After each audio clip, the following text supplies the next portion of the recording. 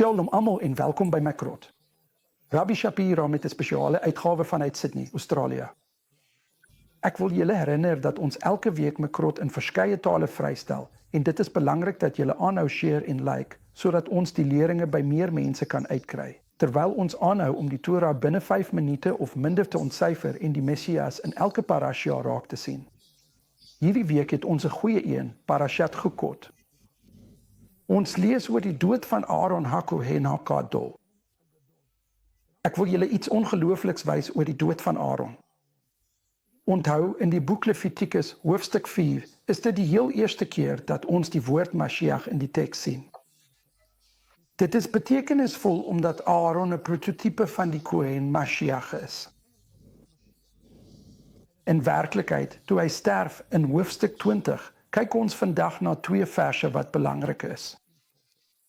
In jou Engelse Bybel of Spaans of Italiaans of Frans, watter taal jy ook al praat, sal daar staan dat Aaron van sy priesterklere gestroop moes word en dat dit vir sy seun Eleazar aangetrek moes word en hy het daar gesterf. Daar is 2 dinge wat ek vir jou wil uitwys volgens die boek Numeri, hoofstuk 20, vers 26. Eerstens gebruikte die Hebreëse woord ve'afshet. Die aard van die stroop wat hier plaasvind, is afshata, wat baie meer is as net om sy klere uit te trek. Dit is om iets te verwyder wat verder gaan as sy klere. Let mooi hierop. Dit sê dat Aaron gestroop moet word en dan moet sy klere verwyder word.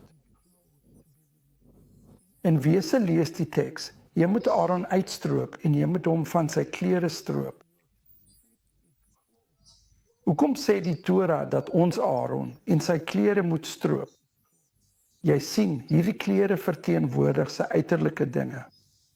Maar die stroop van Aaron self verwys na die kavod of die heerlikheid wat van hom weggeneem moes word. Klink dit soos iemand anders wat ons ken? Dit sê in die teks in vers 28 dat Aaron daar gesterf het. Nou, hierdie woord in Hebreëus is dubbelsinnig, die woord sham. Elke keer as ons in die teks die woord sham lees, verwys dit na iets negatiefs. Waar het hy gesterf? Hy het Sham gesterf buite die kamp. Hy het aan die rand van die land Edom gesterf. Klink dit nie soos iemand anders wat buite die kamp, binne die land van Edom, gesterf het nie? Ja, dit is 'n beeld van die Messias self. En ons moet dit verstaan, want dit is belangrik vir ons begrip. Aaron is van beide sy kavod, sy heerlikheid en sy kleed gestroop. En dit alles het gebeur as gevolg van Edom. Edom het hom nie toegelaat om deur te gaan nie. Onthou, Yeshua het 2000 jaar gelede versterf binne die dieptes van Edom. Vandag bly ons opdrag dieselfde, om hom uit te stroop en hom uit Edom te onttrek en hom terug te dra op ons rug na binne Sion en Jerusalem. Wat 'n ongelooflike beeld van Messias Yeshua. God seën julle almal. Dit was my krot vir hierdie week vanuit Australië.